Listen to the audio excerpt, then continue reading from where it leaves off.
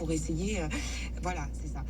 Bonjour et bienvenue sur l'espace dédié au site mécaniqueuniverselle.net.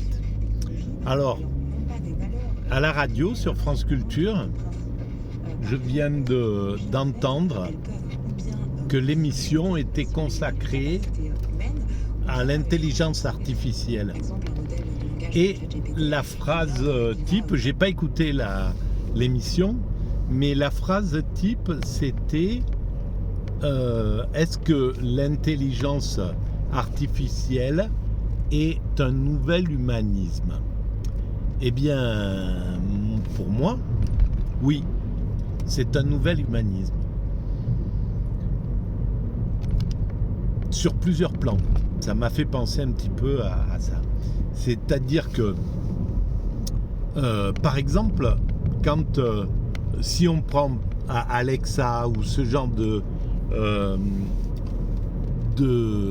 d'appareil à qui on pose des questions, dis-moi si quelle heure il est, qu'est-ce qui se passe, etc., etc. Enfin, voilà, on pose des questions à ce type de petits gadgets.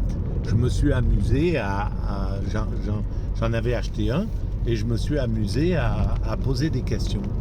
Et des questions sensibles. Est-ce que tu peux me faire un câlin? Est-ce que je me sens seul, par exemple? Voilà, des choses comme ça. Et ils apportent une réponse qui est extrêmement douce, bienveillante. Quand ils ne comprennent pas, ils ont des phrases qui sont qu'on aimerait entendre à chaque fois. Excuse-moi, mais je ne connais pas cette version, ou je ne sais pas, je n'ai pas les moyens de... voilà, avec des égards, des choses. Et donc, plus il y aura de gens qui vont utiliser, par exemple, ce genre de choses, et plus ils vont entendre un modèle de communication qui est extrêmement doux, bienveillant, plein d'amour, etc., etc. Quant aux IA qui sont du genre ChatGPT, quand on leur pose des questions qui demanderaient au fond, je me suis amusé à ça à un certain moment, des questions polémiques. Est-ce que tu penses que les États-Unis ont abusé l'ONU avec la petite fiole de Colin Powell, etc. Et toutes les réponses, mais je pense que je l'ai fait malheureusement que vis-à-vis des États-Unis. J'aurais bien voulu savoir si ChatGPT avait des préférences.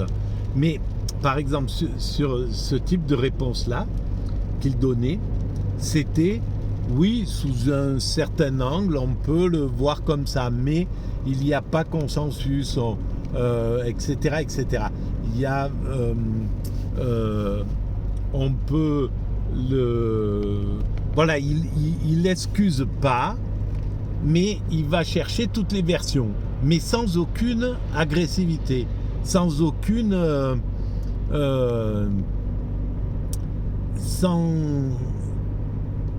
de façon on pourrait dire pacifiante. Voilà. Alors donc, si on utilise de plus en plus cela, là on est au ChatGPT 1, peut-être, je ne sais pas, mais bon, ça va faire comme le reste, comme par exemple, il y a un moment, moi je me rappelle avoir essayé les premières dictées vocales,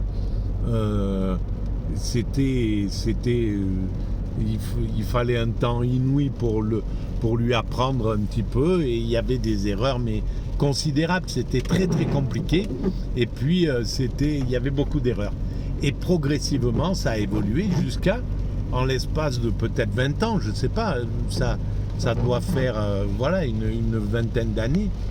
En 20 ans, on est arrivé à quelque chose de quasiment parfait, quoi. C'est hallucinant.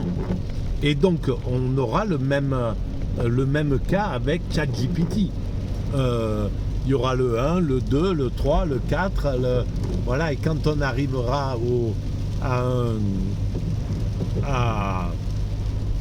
un certain niveau, ben, comme l'aviation, comme n'importe quel progrès humain, il commence avec des difficultés, des accidents, des complications, et puis il finit par avoir pratiquement plus aucun accident.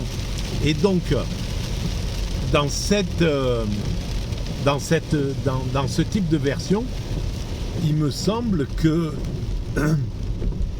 ce type évoluera vers toujours plus de bonté, de respect d'autrui, etc., etc. Et on peut, à mon sens, c'est un nouvel humanisme. C'est un nouveau, c'est quelque chose qui va être, voilà. Les discours, ça va aider les discours politiques. Les discours politiques, quand on le demandera quel est le discours politique qui fait le plus consensus pour toucher le plus de Français possible, par exemple, eh bien, il écartera les discours qui vont toucher les 15% de personnes qui sont attentifs aux discours haineux, aux discours racistes, etc., même aux 20%, et il privilégiera les discours bienveillants. En fait, il se rapprochera du peuple. Voilà, je pense que cette intelligence artificielle rapproche l'humanité du peuple, rapproche les dominants du peuple. Les dominants, en fait, ils se sont un petit peu écartés du peuple démocratiquement depuis l'arrivée du néolibéralisme. Et je pense que l'intelligence artificielle va ramener ça. Alors, d'autre part, bon, là par exemple, j'ai lu tout à l'heure que la France venait d'accepter le système de reconnaissance faciale des Chinois. Évidemment, je l'ai écrit depuis longtemps. Quand j'ai compris que la Chine avait inventé ça, j'ai dit ben, c'est clair que c'est quelque chose qui est destiné à être normalisé, mondialisé. C'est évident qu'on ira vers ça. C'est évident que les caméras de surveillance seront sur toute la planète. C'est évident que on aura dès la naissance, on sera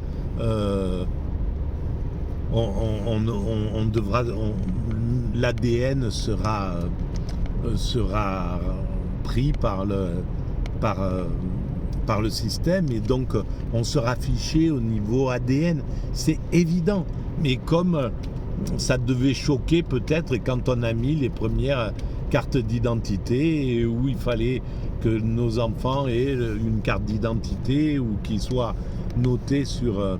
voilà, donc il y a toujours un moment de difficulté pour admettre une nouvelle invention, et puis elle finit toujours par s'imposer. Et cette invention, c'est une obligation, quoi. Voilà, c'est clair que ça limitera la capacité d'abuser ses congénères. Parce que si on est détecté, voilà, si on ne peut plus sortir parce qu'on a fait des malversations, ben les êtres humains feront de moins en moins de malversations. Ils essaieront de moins en moins d'être... Alors après, il faudra que l'éthique s'empare de ce genre de choses, que ça soit voilà, vraiment encadré par la bienveillance, que ça soit la bienveillance qui gère ça, et je pense qu'on arrivera à ça, même s'il y a à certains moments des excès, peut-être par certains points, il y aura des excès. Les gouvernements essaieront d'utiliser ça à leur fin, à des fins un peu dictatoriales, mais on passera dessus. C'est quelque chose qui sera dépassé et on parviendra à ramener toutes ces nouvelles inventions pour le bien de l'humanité. Voilà. Merci de votre écoute, à bientôt. Voilà, si par contre vous pensez qu'il y a un petit peu d'intérêt, alors là je suis fatigué, donc cette vidéo est pas très agréable parce que je force pour parler, pour sortir de l'air de mes cordes vocales, pour faire vibrer mes cordes vocales, et donc ça fait des paroles qui sont pas terribles, et en plus j'ai l'esprit vraiment embrumé. Mais si vous pensez que ces vidéos ont un petit intérêt, ben vous pouvez mettre des pouces, vous pouvez vous abonner, c'est gratuit, vous pouvez mettre des commentaires, et tout ça, ça permet de donner plus de visibilité à l'ensemble de ces vidéos qui sont sur le site lié à la mécanique universelle qui est ma théorie et qui essaie de démontrer que l'humanité évolue progressivement vers son ultime perfection. Voilà, sans qu'on le sache, sans qu'on en ait vraiment conscience encore, nous évoluons depuis quelques millions d'années, depuis que nous nous sommes séparés des autres primates, nous évoluons progressivement vers notre ultime perfection, qui est la fusion avec le divin, la paix universelle, la fraternité, l'extase, le nirvana, l'éveil, la sagesse, peu importe comment on appelle cet état paradisiaque vers lequel nous allons. Alors évidemment, il y a du temps pour construire ce paradis, mais nous y travaillons tous les jours. L'humanité sans le savoir. Merci de votre écoute, au revoir.